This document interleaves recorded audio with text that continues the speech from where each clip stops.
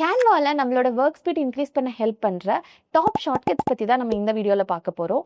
இந்த ஷார்ட்கட்ஸ் நம்மளோட design work ஃப்ளோவை வந்து சிம்பிளிஃபை பண்ணும். Hi, this is Abirami from இன்ஃபோசோப் டிஜிட்டல் அகாடமி. ஃபர்ஸ்ட் வந்து எப்படி ஒரு ஷேப்ஸ் அண்ட் டெக்ஸ்ட் பாக்ஸ் வந்து சைட் பார் யூஸ் பண்ணாம கேன்வால ஆட் பண்றது அப்படின்னு பார்க்கலாம்.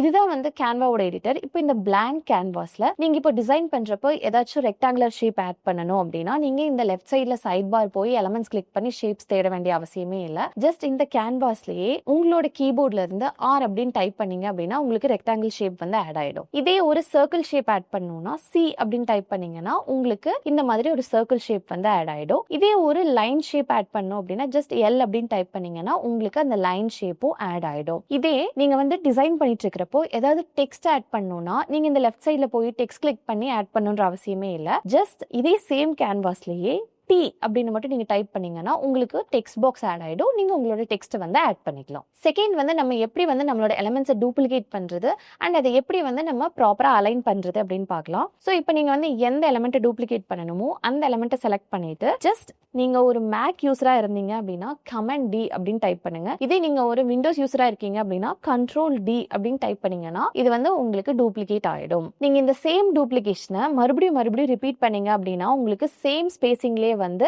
அந்த எலிமெண்ட் வந்து காப்பி ஆயிரும். நீங்க ஆட் பண்ண எலிமெண்ட்ஸ் வந்து இந்த மாதிரி கிளம்சியா இருக்கு, அதை நீங்க வந்து நீட்டா அலைன் பண்ணணும் அப்படின்னு நினைக்கிறீங்க அப்படின்னா ஜஸ்ட் இந்த எலிமெண்ட்ஸ் எல்லாத்தையும் உங்களோட கர்சர் வச்சு ஜஸ்ட் டிராக் பண்ணி ஃபுல்லா செலக்ட் பண்ணிக்கோங்க.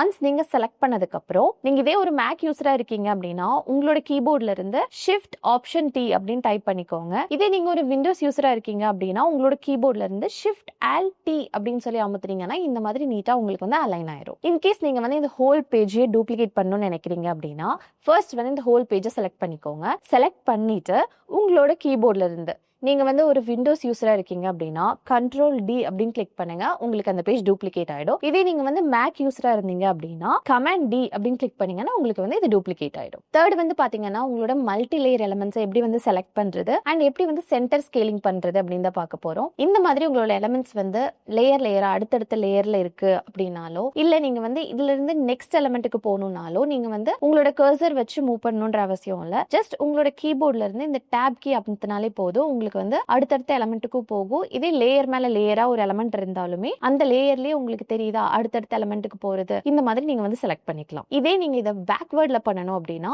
ஷிஃப்ட் டேப் அமுத்துனீங்கன்னா உங்களுக்கு அதுவே பேக்வேர்ட்ல வந்து செலக்ட் ஆகும். நெக்ஸ்ட் வந்து எப்படி ஒரு ஷேப்பை சென்டர் பாயிண்ட்ல இருந்து ரீசைஸ் பண்றதுன்னு பார்க்கலாம். ஸோ நம்ம நார்மலா டிராக் பண்றப்போ இந்த மாதிரி தான் நம்ம டிராக் பண்ணணும்.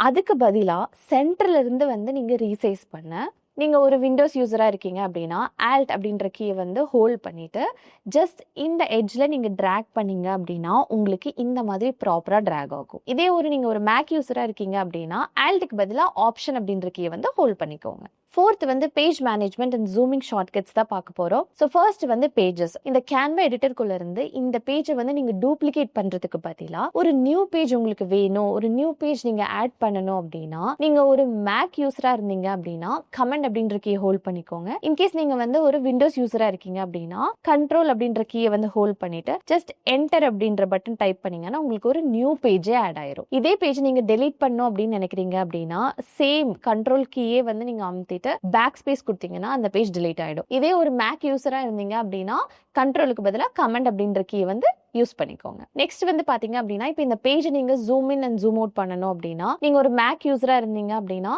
கமெண்ட் அப்படின்ற கீ வந்து ஹோல்ட் பண்ணிக்கோங்க. இதே நீங்க ஒரு விண்டோஸ் யூஸரா இருக்கீங்க அப்படின்னா கண்ட்ரோல் அப்படின்ற கீயை வந்து ஹோல்ட் பண்ணிக்கோங்க. ஹோல்ட் பண்ணிட்டு ஜஸ்ட் உங்களோட கீபோர்ட்ல பிளஸ் அப்படின்ற ஒரு கீ இருக்கா டாப்ல அந்த பிளஸ் கீயை வந்து நீங்க அமுத்துறீங்கன்னா இது ஜூம் ஆகும். இதே ஜூம் அவுட் பண்றதுக்கு மைனஸ் அப்படின்ற கீயை நீங்க அமுத்துறீங்க அப்படின்னா அது வந்து ஜூம் அவுட் ஆயிடும். இப்போ நீங்க உங்களோட டிசைன்ல ஒரு டெக்ஸ்ட் ஆட் பண்ணிருக்கீங்க, அந்த டெக்ஸ்ட்டுக்கு ஏதாவது லிங்க் கொடுக்கணும் அப்படின்னா ஜஸ்ட் உங்களோட கீபோர்ட்ல இருந்து நீங்க ஒரு மேக் யூஸரா இருக்கீங்க அப்படின்னா கமெண்ட் அப்படின்றத வந்து ஹோல்ட் பண்ணிக்கோங்க, கமெண்ட் அப்படின்ற கீ. இதே நீங்க ஒரு விண்டோஸ் யூஸரா இருக்கீங்க அப்படின்னா கண்ட்ரோல் அப்படின்ற கீ வந்து ஹோல்ட் பண்ணிட்டு கே அப்படின்னு சொல்லி கிளிக் பண்ணுங்க.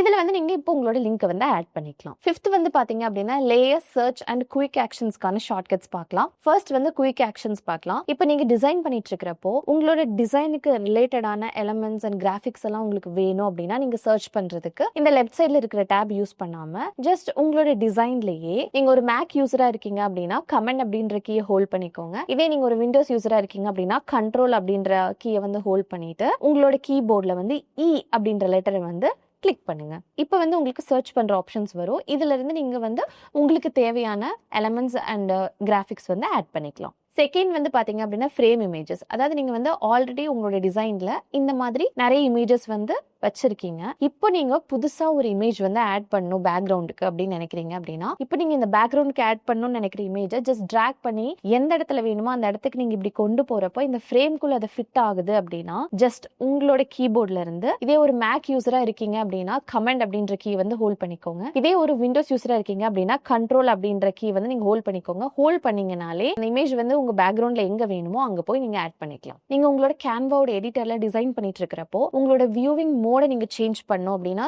இப்போ வந்து இந்த மாதிரி வியூவிங் மோட்ல இருக்கு. இதை நீங்க வந்து ஒரு கிரிட் மோடுக்கோ இல்ல வேற தம்ப்நெயில் மோடுக்கோ சேஞ்ச் பண்ணணும்னு நினைக்கிறீங்க அப்படின்னா ஜஸ்ட் உங்களோட கீபோர்ட்ல இருந்து, அதாவது நீங்க ஒரு மேக் யூசரா இருக்கீங்க அப்படின்னா ஆப்ஷன் கமாண்ட் அண்ட் 2 அப்படின்னு கிளிக் பண்ணுங்க. நீங்க இதே ஒரு விண்டோஸ் யூசரா இருக்கீங்க அப்படின்னா ஆல்ட் கண்ட்ரோல் அண்ட் 2 அப்படின்னு கிளிக் பண்ணுங்க.